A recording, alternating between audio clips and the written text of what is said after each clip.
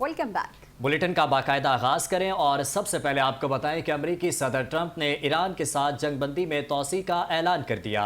अमरीकी सदर ट्रंप ने social media platform truth social पर बयान में कहा, वज़ीर आज़म शहबाज शरीफ और फील्ड मार्शल आसिम मुनीर की दरख्वास्त पर ईरान के खिलाफ हमला फ़िलहाल मौखर किया जा रहा है ताकि ईरानी क़यादत और नुमाइंदे मुत्तफ़िक़ा तजवीज़ पेश कर सकें। सदर ट्रंप ने कहा कि जंगबंदी में उस वक्त तक तोसी बरकरार रहेगी जब तक ईरान की जानिब से तजवीज़ पेश नहीं की जाती और मुज़ाकरात किसी नतीजे पर नहीं पहुँच जाते। अमरीकी सदर ने कहा कि अमरीकी फ़ौज को हिदायत दी है कि ईरान के ख़िलाफ़ नाकाबंदी जारी रखी जाए और दीगर तमाम मामलात में मुकम्मल तौर पर तैयार रहा जाए। उनका मज़ीद कहना था कि ईरान की हुकूमत अंदरूनी तौर पर शदीद तकसीम का शिकार है, जो कि गैर मुतवक्के नहीं। इससे पहले अमरीकी टीवी से गुफ्तगू में सदर ट्रंप का कहना था कि ईरान का मामला बड़ी डील के साथ ख़त्म हो जाएगा। दोनों फरीकैन आपस में बैठेंगे तो डील हो जाएगी। मुझे इस मामले में जल्दी नहीं।